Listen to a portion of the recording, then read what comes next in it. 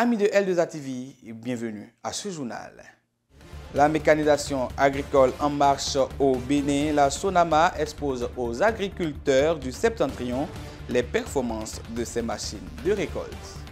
Novembre, mois dédié à la lutte contre les affections cancéreuses telles que la prostate. Que retenir du novembre bleu? Restez avec nous pour le découvrir. Usage de farine sèche en boulangerie, l'INRAB en fait son combat à travers une formation des boulangers et pâtissiers de l'OCOSA. Mesdames et messieurs, bonsoir à vous et merci de nous préférer pour vous informer. Le mois de novembre est celui de lutte contre les cancers masculins, notamment celui de la prostate. Nous revenons sur le concept de novembre bleu et le bien fondé du dépistage à temps à travers cet élément que nous propose Rosalie Chala. Plus de la moitié du mois de novembre est passé, mais on entend toujours très peu parler du concept novembre bleu. Après Octobre rose et la mobilisation en faveur de la lutte contre le cancer du sein, novembre est le mois de la lutte contre le cancer de la prostate, même si beaucoup moins médiatisé que d'autres types de cancers, mais avec un taux d'incidence tout aussi élevé. En France, par exemple, il y a 8870 décès dus au cancer de la prostate par an. Cela témoigne de l'ampleur du phénomène qui n'est plus à prendre à la légère. Plus le cancer de la prostate est détecté tôt, mieux il est traité. Voilà pourquoi il est préférable de profiter de ce mois qui lui est dédié pour passer au dépistage. Parmi les symptômes, on note souvent une éjaculation douloureuse, des difficultés à avoir une érection, une douleur ou raideur dans le dos, la fatigue et bien d'autres. La majorité des cancers de la prostate peuvent être détectés de plus en plus tôt et peuvent être traités pour donner aux patients de meilleures chances de guérison avec moins de séquelles. Un dépistage individuel est recommandé dès l'âge de 55 ans et jusqu'à 75 ans. Le dépistage de cette maladie repose d'ailleurs sur deux examens médicaux principaux, le toucher rectal et la prise de sang pour mesurer le taux de l'antigène prostatique spécifique, substance reconnue par l'organisme comme étrangère et provoquant une réaction immunitaire avec fabrication d'anticorps contre elle. Au Bénin, un cabinet a ouvert une campagne de sensibilisation et de dépistage gratuit exclusivement aux hommes âgés de plus de 45 ans courant tout le mois de novembre à Cotonou.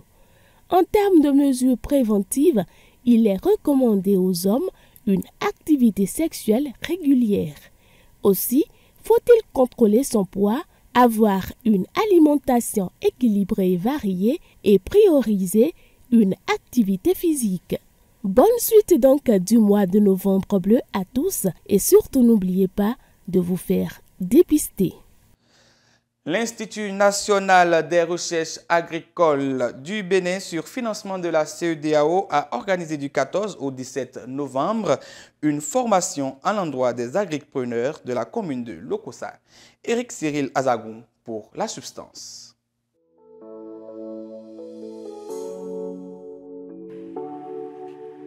L'Institut national des recherches agricoles du Bénin, sur financement de la commission de la CEDEAO, a organisé du 14 au 17 novembre 2023 à la direction départementale de l'agriculture, de l'élevage et de la pêche du Mono, une formation à l'endroit d'une vingtaine d'agripreneurs. Cette formation vise à renforcer leurs capacités dans la production de farines mixtes issues de l'association de la farine de blé et des céréales telles que le maïs, le sorgho et le mil pour produire des pains mixtes ainsi que des produits de pâtisserie. La formation vise à former 20 agripreneurs à l'utilisation des farines des céréales localement produites, c'est-à-dire maïs, sorgho, mil, fonio, à les utiliser en pâtisserie et en boulangerie, c'est-à-dire remplacer progressivement la farine de blé par ces farines dans la production du pain et des gâteaux. Plusieurs modules ont meublé ces 4 jours de formation qui vient outiller davantage ces agripreneurs. Nous avons parlé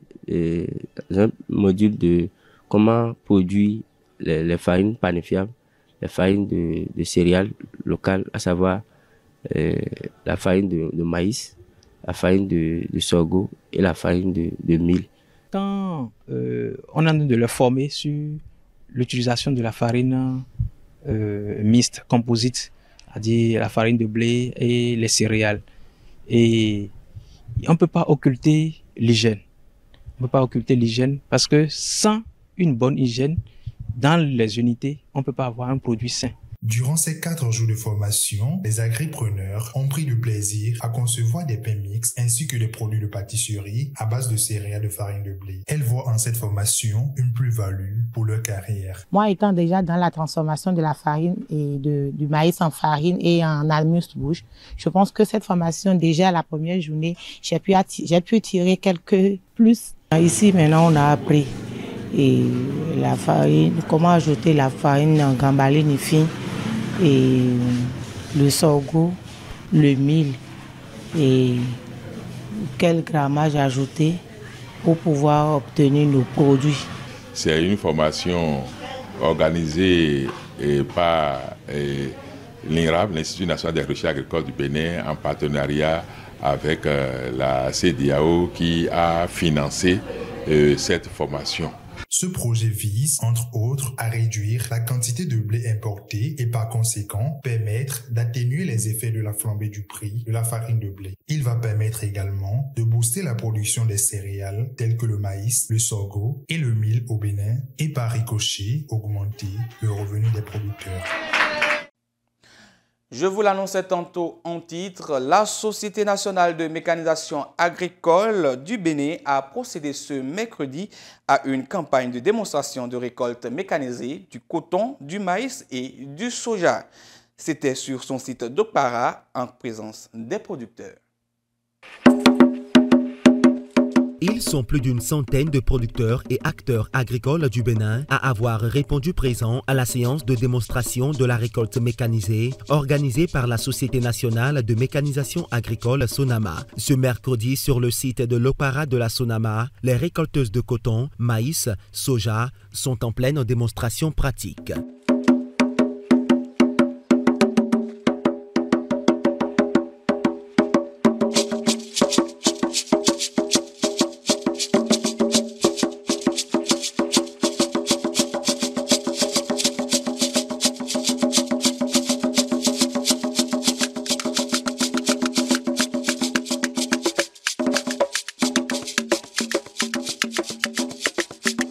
La mécanisation agricole au Bénin est en pleine évolution et c'est la résultante des actions menées par le gouvernement béninois dans ce sens.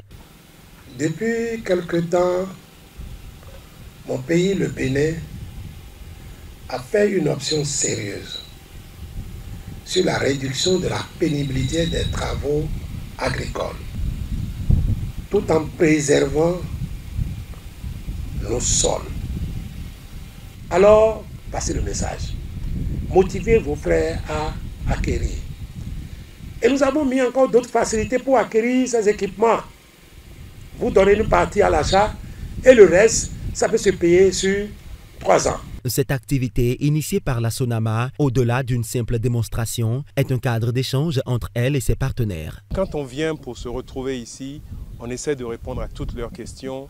Ça nous permet aussi de valider notre programme pour l'année prochaine.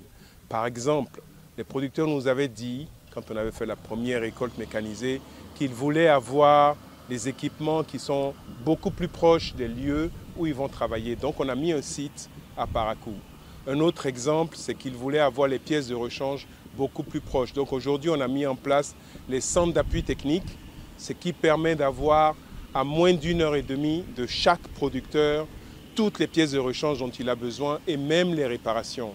Ayant vu que plusieurs de leurs inquiétudes à relever lors de la première édition de cette démonstration pratique ont été prises en compte, les producteurs sont satisfaits. Avant, c'est des roues, c'est d'abord que nous travaillons. Maintenant, c'est les machines à un haut niveau qui font les récoltes de coton, de soja, de maïs, vraiment.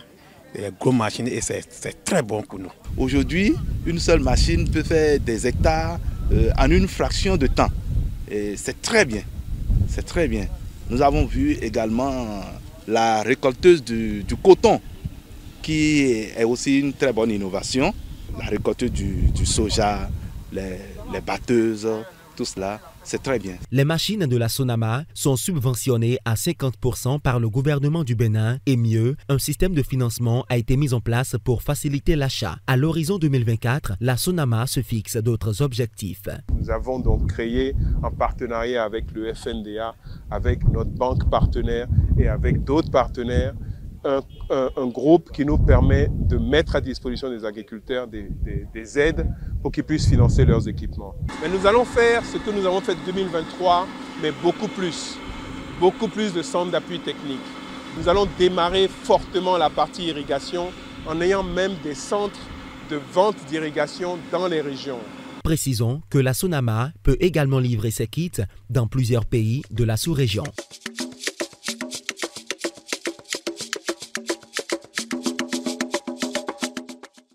Dans la page des sports, il sera exclusivement question des éliminatoires de la Coupe du Monde 2026 où le Bénin joue ce samedi à Durban face au Bafana Bafana de l'Afrique du Sud. L'équipage du Bénin s'active à la veille de leur premier match face au Bafana Bafana de l'Afrique du Sud. C'est avec un groupe au complet que le sélectionneur Kenotro peaufine les derniers réglages pour ce premier match. Après l'épopée de l'Égypte, en 2019, le public sportif béninois rêve d'une nouvelle qualification. Saturnin à l'Agbi mesure les attentes. Déjà, quand vous commencez à parler de la CAN 2019, personnellement, ça me donne encore des frissons. Et les gens attendent beaucoup de nous. Ce qu'on a fait en 2019, les gens ont toujours ça en tête, gravé dans la tête, voilà, que l'équipe nationale doit toujours faire plus, on doit aller encore plus haut. Et quand ces 3 dernières années ou 4 dernières années, on ne s'est pas qualifié à une CAN, ouais, c'est normal. Les critiques, voilà, je pense qu'ils sont dans leur droit. L'équipage du Bénin espère faire mieux durant cette qualification pour la Coupe du Monde 2026. Pour cette fenêtre FIFA, le Bénin affronte l'Afrique du Sud avant d'en découdre face au Lesotho le mardi 21 novembre 2023. Le Bénin a fait dans l'après-midi de ce vendredi sa traditionnelle séance de reconnaissance de la pelouse. Afrique du Sud-Bénin, c'est ce samedi 18 novembre au stade Moses Mabhida de Durban. Quelques rencontres ont eu lieu hier. Dans le groupe A, l'Égypte s'est imposée largement 6-0 face au Djibouti. Dans le groupe B, le Togo et le Soudan se quittent sur un score de parité, 1 but partout. Le Gabon s'impose à domicile, 2-1 face au Kenya. Dans le groupe F, l'Algérie prend le meilleur sur la Somalie, 3-1 dans le groupe G. La grosse surprise de la soirée vient du groupe du Bénin où le Nigeria a été tenu en échec à domicile face au Lesotho, 1 but partout.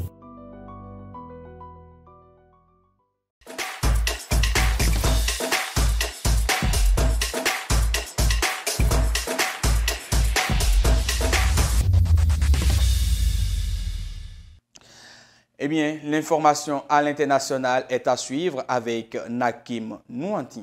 Le général Abdourahmane Tiani, chef de la transition nigérienne, a installé jeudi de nouveaux organes de la transition créés récemment.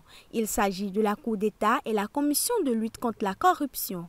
La Cour d'État remplace la Cour de cassation et le Conseil d'État dissous après le coup d'État.